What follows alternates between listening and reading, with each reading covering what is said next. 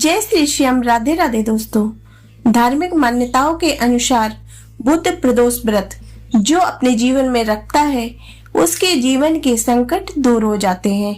इसके साथ ही उसके जीवन में सुख शांति का वास होता है और सुख समृद्धि का आगमन होता है। इसके अलावा बुध प्रदोष व्रत ग्रह दोषों से मुक्ति के लिए भी रखा जाता है। साथ ही भगवान शिव और माता पार्वती का आशीर्वाद प्राप्त होता है।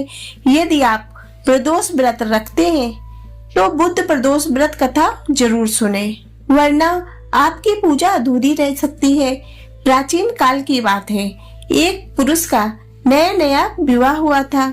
वह गौने के बाद दूसरी बार पत्नी को लिवाने के लिए अपनी ससुराल पहुंचा और उसने सास से कहा कि बुधवार के दिन ही पत्नी को लेकर अपने नगर जाएगा।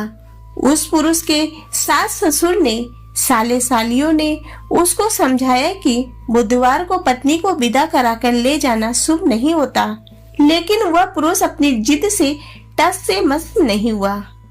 विवश होकर सास ससुर को अपने जमाता और पुत्री को भारी मन से विदा करना पड़ा।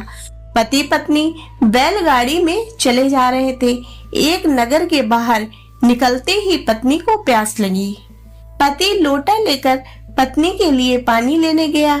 जब वह पानी लेकर लौटा तो उसने देखा कि उसकी पत्नी किसी अन्य पुरुष के लाए लोटे से पानी पीकर हंस हंस कर बातें कर रही थी।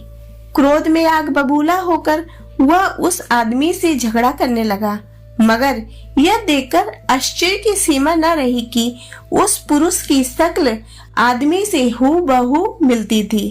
एक ही शक्ल के आदमियों को झगड़ते हुए जब काफी देर हो गई तो वहां आने जाने वालों की भीड़ इकट्ठा हो गई। सिपाही भी आ गया।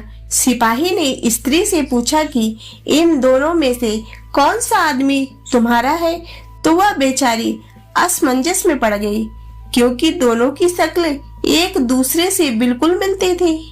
बीच राह में अपनी पत्नी को इस तरह लुटा देखकर उस पुरुष की आंख भर आई। वह शंकर भगवान से प्रार्थना करने लगा कि हे भगवान, आप मेरी पत्नी की रक्षा करो।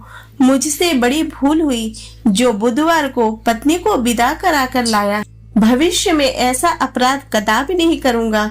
उसकी यह प्रार्थना जैसे ही पूरी हुई कि दूसरा पुरुष अंतर्धान हो गया और वह पुरुष सकुशल अपनी पत्नी के साथ अपने घर पहुंच गया। उस दिन के बाद पति पत्नी नियम पूर्वक बुधवार प्रदोष व्रत रखने लगे। बोलो भगवान शिव की जय, बोलो माता पार्वती की जय। तो दोस्तों, आशा करती हूँ कि आपको ये व्रत कथा पसंद आई होगी। यदि ये व्रत कथा पसंद आई हो तो इसे लाइक करें तथा चैनल को सब्सक्राइब करें।